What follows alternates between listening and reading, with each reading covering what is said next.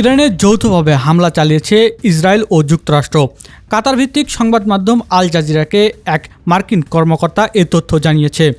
মার্কিন কর্মকর্তা জানিয়েছে, ইরানের উপর চালানো হামলা যুক্তরাষ্ট্র ও ইসরায়েলের যৌথ সামরিক অভিযানের অংশ ছিল। আল জাজিরাকে দেওয়া তথ্য অনুযায়ী এ হামলা দুই দেশের সম্মিলিত সামরিক পদক্ষেপ হিসেবে পরিচালিত হয়েছে। ইরানের রাজধানী তেহরানের কেন্দ্রস্থলে 3টি বিস্ফোরণের শব্দ শোনা গেছে বলে দেশটির গণমাধ্যম জানিয়েছে। দেশটির বার্তা সংস্থা ফাস্ট নিউজ এজেন্সি তারা এমন প্রতিবেদন পেয়েছে যে রাজধানীর রিপাবলিক এলাকায় একাধিক ক্ষেপণাস্ত্র আঘাত এনেছে।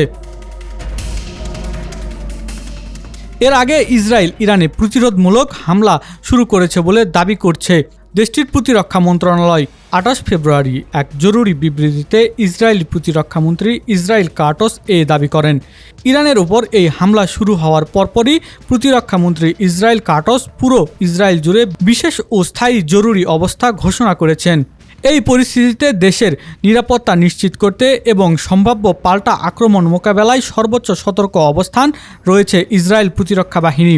এই হামলার ব্যাপ্তি বা ক্ষয়ক্ষতি সম্পর্কে এখনও বিস্তারিত তথ্য পাওয়া যায়নি।